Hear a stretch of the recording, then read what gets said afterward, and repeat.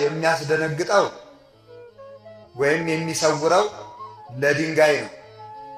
ለኮከብ ጨለማ መድመቂያው ነው፣ ለድንጋይ መደበቂያው ነው። መከራ ለክርስቲያን መድበቂያውና መብዣው ነው ማለት ነው። ክርስቲያንን የሚያበዛው መከራ ነው።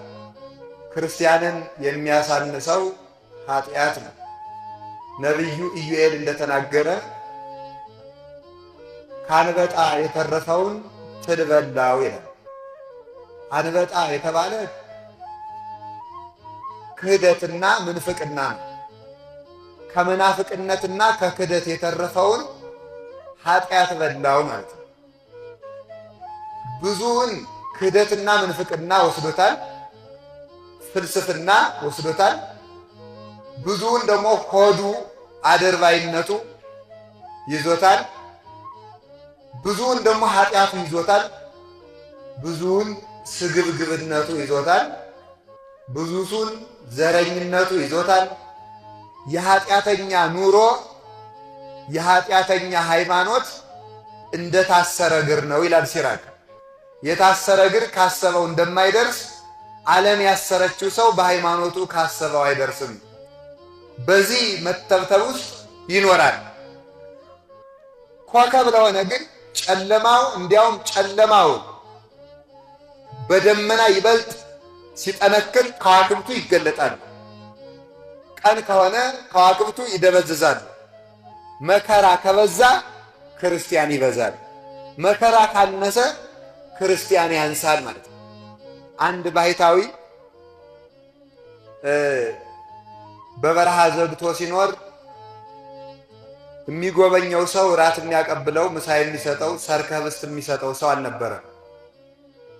በመነነ በ69 ዓመቱ ታመመና አንድ ክርስቲያን የዕለት እንጀራ ይዞ ሊጠይቀው ሄደ። ምን ብሎ መለሰለት? 69 ዓመት አብሮኝ የኖረውን እግዚአብሔር ዛሬ መጥተህ ልታለያየኝ ነው ወይ አለ። ምክንያቱም ከመከራ ጋር ሲኖር ከእግዚአብሔር ጋር እንደሚኖር ያውቀዋል። የሚጠይቀው ሲያጣ መላእክት እንደሚከቡት ያውቃል። ብቸኝነት ከመላእክት ጋር ያዛምዳል። ረሃብ እግዚአብሔርን ለመጥገብ ያበቃል። መራቆት ክርስቶስን ለመልበስ ያበቃል። መሰደድ ለርስት መንግሥተ ሰማያት ያበቃል። ቅዱስ ዮሐንስ አፈወርቅ ምን አለ? አባቶቻችን ከዓለም ወደ እግዚአብሔር ሲሰደዱ ኖሩ፣ እኛ ደግሞ ከእግዚአብሔር ወደ ዓለም እየተሰደድናለን አለ። አባቶቻችን ሲሰደዱ ከዓለም ወደ እግዚአብሔር ይሰደዳሉ። ሲታረዱ ወደ እግዚአብሔር እየተሰደዱ ነው። እኛ ደግሞ መታረዱን፣ መገረፉን፣ መታሰሩን፣ ስለ ሃይማኖት መከራ መቀበሉን፣ ጾሙን በሸሸን ጊዜ ከእግዚአብሔር ወደ ጥፋት እየኮበለልናለን ይላል። እግዚአብሔር ግን ዘመን የፈለገውን ያህል ቢከፋ ጨለማው ቢነግስም እግዚአብሔር የእውነት ምስክሮችን በዘመን መካከል አያሳጣም። እግዚአብሔር ዘመንን ያለ መምህር ትቶት አያውቅም። ያለ በጎ ሰው ዘመን አይተውም። በዲያብሎስ ዘመን ቅዱስ ገብርኤል አልጠፋም ነበረ። በፈርዖን ዘመን ሙሴን አላሳጣም። በጥፋት ዘመን ኖህን አላሳጣም። በሰዶማውያን ዘመን ሎጥን፣ አብርሃምን አላሳጣም። እግዚአብሔር በመከራ ዘመን ሰው አያሳጣም። በመከራ ዘመን ከሚሰጣቸው ስጦታዎች አንዱ ደጋግ መምህራንን፣ ቸር አባቶችን በመሃል እንደ ብርሃን በድቅድቅ ጨለማ ውስጥ ያወጣቸዋል ማለት ነው። ሰይጣን ግን በዚህ ተስፋ ያስቆርጣል። እግዚአብሔር የሌለ ያስመስላል። ውሸት ሲከመር እውነት የጠፋ ይመስላል። ጣዖት ሲበዛ እግዚአብሔር የሌለ ይመስላል። እውነት ብዙ ጊዜ የጠፋች ትመስላለች። መቼም ቢሆን እውነት የምትጠፋበት ጊዜ ግን አይኖርም። ጥያቄ ብጠይቃችሁ ፈቃደኛ ናችሁ? ክፉ ሰው ለእግዚአብሔር ያገለግለዋል አያገለግለውም? ሰይጣን ለእግዚአብሔር ያገለግላል አያገለግልም? እናንተ ሁሉንም በአዎንታ መለሳችሁ። ሰይጣን ያገለግላል አያገለግልም? ያገለግላል። ወሰይጣንሂ ይትለአኮ ለእግዚአብሔር ይላል መጽሐፈ ሐዊ ላይ። ሰይጣንም ለእግዚአብሔር ያገለግላል ምን በማለት ክፉ ሰዎችን ለመቅጣት እንደ በትር በመሆን ማለት ነው። ክፉ ሰዎች ሃይማኖት የሌላቸውና ጨካኝ ነገስታትና ሰይጣን ህዝብ ሲበድል ህዝብን ለመገሰጽ ለእግዚአብሔር እንደ በትር ሆነው ያገለግላሉ።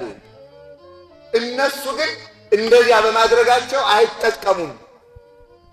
እባብ በትር እባብ ለመግደል ያገለግላል። እባቡን ስለገደለልን ግን ራት አናበላው። ሰይጣንና ክፉ ሰዎች ለበደል ህዝብ መገሰጫ ይሆናሉ። እነሱ ግን ከሳት አይድኑም። እግዚአብሔር ህዝብ ሲሰደድ ጻድቃን አብረው እንዲሰደዱ ያደርጋል።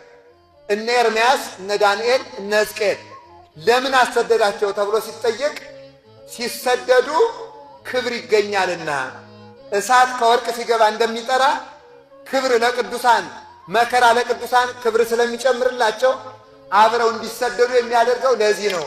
ሁለተኛ ህዝቡ መከራ ሲጸናበት ጣዖት እንዳያመልክ እንዲያስተምሩ ሲሰደዱም መምህር አብሮ ያሰድድላቸው ነበር ይላል። እግዚአብሔር ለዘመናችንም ደጋግ መምህራንና አባቶችን አያሳጣን እና ኤርምያስ እንዲያው እኮ ይገርማል። ከእናት ማህፀን ጀምሬ መርጫለሁ ብሎታል። ለካ የመረጠው በድንጋይ ለመወገር ነው። አንዳንድ ጊዜ እንዲህ እንላለን አይደል? መከራ ሲበዛብን ስንጨናነቅ እንዲያው እግዚአብሔር እኮ ልክ ነው የኃጢአቴን ዋጋ ነው ያመጣብኝ እንላለን። ይሄ ትዕቢት ነው። የኃጢአታችን ዋጋ ይሄ ብቻ ስላልሆነ ማለት ነው። ይሄን የሚያመጣው እግዚአብሔር በቸርነቱ መጠን።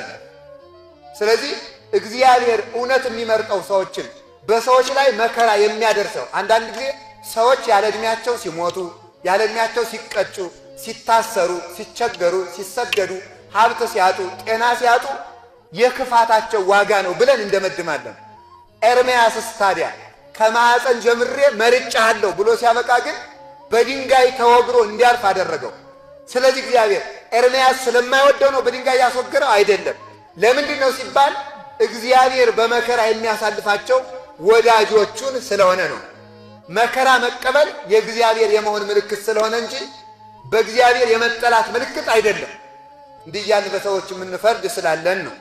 ሕሊናችን እንዲስተካከል ስላስፈለገ ነው። ታዲያ በዚህ ዘመን ካየው ትንቢት በዚያ ዘመን ምን የሚል ነበረ? ኤርምያስ ሆይ ምን ታያለህ አለ። ጌታ ሆይ የሎሚ እንጨት አያለሁ አለ። አሁን ካየነው ጥቅስ ከተነሳንበት ጥቅስ ላይ ኤርምያስ ምን ታያለህ? የሎሚ እንጨት አያለሁ። መልካም አይተሃል። እኔ እግዚአብሔር ያሰብኩትን ለመፈጸም የምተጋ አምላክ ነኝና ሎሚ ማየትህ መልካም ነው ይላል ብሎ እግዚአብሔር መለሰለት። ሁለት ትርጉሞች አሉት። በጣም ብዙ ትርጉሞች ነው ያሉት ለነገሩ።